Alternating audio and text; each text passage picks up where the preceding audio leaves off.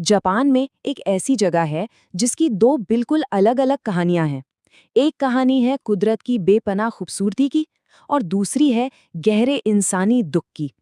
यही है ओकिगाहारा जंगल की पहेली। देखिए, एक तरफ तो इसे कहते हैं पेड़ों का सागर, एक ऐसा कुदरती अजूबा जो हरा भरा है, और फिर दूसरी तरफ ये सुसाइड फॉरेस्ट के नाम से जाना जाता है। सवाल ये है कि आखिर एक ही जगह की इतनी अलग, इतनी जमीन आसमान वाली पहचान बनी तो बनी कैसे?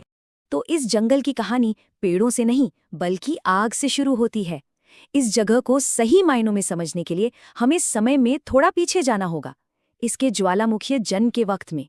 जरा सोचिए, आज से करीब 1200 साल पहले माउंट फूजी में एक जबरदस्त विस्फोट हुआ। गरम लावा हर तरफ फैल गया, सब कुछ अपने अंदर समा लिया। फिर धीरे धीरे ये लावा ठंडा हुआ और एक बिल्कुल नई जमीन बन गई। जी हाँ, आज का ये जो ओकिगाहारा जंगल है ना, वो उसी आग और लावे की देन है। अब इसकी जमीन में ही एक बड़ी अनोखी बात है।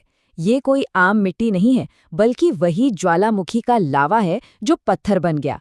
और इसकी खासियत ये पोरस है, मतलब इसमें छोटे छोटे छेद हैं।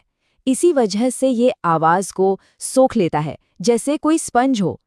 और यही खामोशी वहाँ एक गहरे अकेलेपन का एहसास पैदा करती है।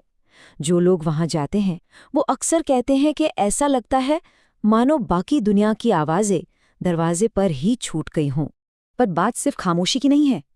उस सख्त लावे के पत्थर के ऊपर जो मिट्टी की परत है, अंदाज़ा लगाइए कितनी मोटी होगी। सिर्फ 10 सेंटीमीटर।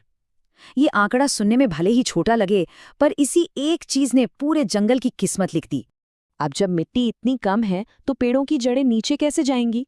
जा ही नहीं सकती। तो वो ऊपर ही ऊपर उस लावे के पत्थर पर इधर उधर फैलती हैं, एक दूसरे में उलझ जाती हैं। ये एक तरह से पेड़ों का जिंदा रहने का संघर्ष है। और इसी संघर्ष ने जंगल को उसका वो अजीब सा घुमावदार रूप दिया है। तो अब हमारे पास क्या है? एक बिल्कुल शांत जंगल जिसकी जड़ें जमीन के ऊपर बिखरी हुई हैं। ऐसे में क्या यह हैरान करने वाली बात है कि इस जगह से सदियों से मिथक, कहानियां और हाँ, भूत प्रेत की बातें जुड़ी हुई हैं। इसकी आज की पहचान से बहुत बहुत पहले आओकिहारा को यूरेई का घर माना जाता था।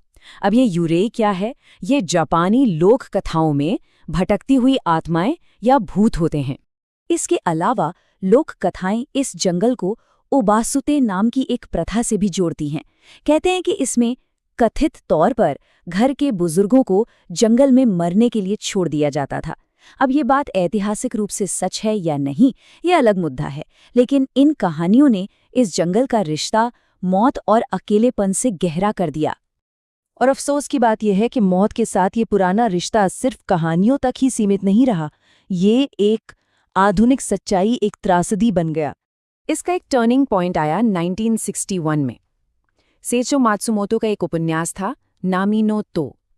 इस उपन्यास में एक किरदार यहाँ आकर अपनी जान दे देता है और इसके बाद दुर्भाग्य से इस जंगल का नाम आत्महत्या के साथ और भी ज्यादा जुड़ गया। लेकिन ये समझना जरूरी है कि ये सिर्फ इस जंगल की कहानी नहीं है। ये जापान में मानसिक स्वास्थ्य और सामाजिक दबाव जैसे कहीं ज्यादा बड़े मुद्दों का आईना है। स्वास्थ्य समस्याएं, पैसे की तंगी, ये वहाँ आत्महत्या के कुछ सबसे बड़े कारण हैं। और ओकिगाहारा इस पूरी राष्ट्रीय समस्या का एक बहुत ही दुखद प्रतीक बन गया है। तो इस त्रासदी को देखते हुए अब स्थानीय अधिकारी और स्वयंसेवक इस जंगल की कहानी को बदलने की कोशिश कर रहे हैं। जंगल के प्रवेश मार्गों पर मदद के लिए संदेश और हॉटलाइन नंबर लिखे गए हैं। पुलिस और स्वयंसेवकों की गश्त भी बढ़ा दी गई है ताकि अगर कोई मुश्किल में हो तो उस तक पहुंचा जा सके। इन कोशिशों के साथ साथ एक और बदलाव आ रहा है। अब इस जंगल को एक अलग नज़र से देखने पर जोर दिया जा रहा है। एक ऐसी नज़र जो चिंतन और सम्मान से भरी हो। जैसे एक आम मिथक है कि यहाँ कंपास काम नहीं करते।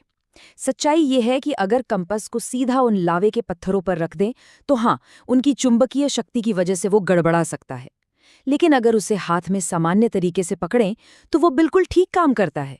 मतलब ये जंगल रहस्यमयी जरूर है, पर जादुई नहीं।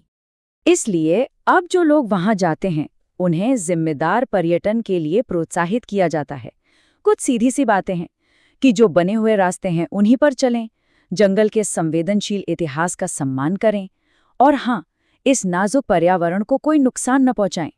तो आखिर में वही सवाल, आओ किगाहारा से डरना चाहिए या इसे समझना चाहिए? शायद इसका जवाब है दोनों। ये एक ऐसी जगह है जो हमें चुनौती देती है कि हम जिंदगी की बेपनाह खूबसूरती और इंसानी दुख की गहरी परछाई दोनों को एक साथ देखना और स्वीकार करना सीखें।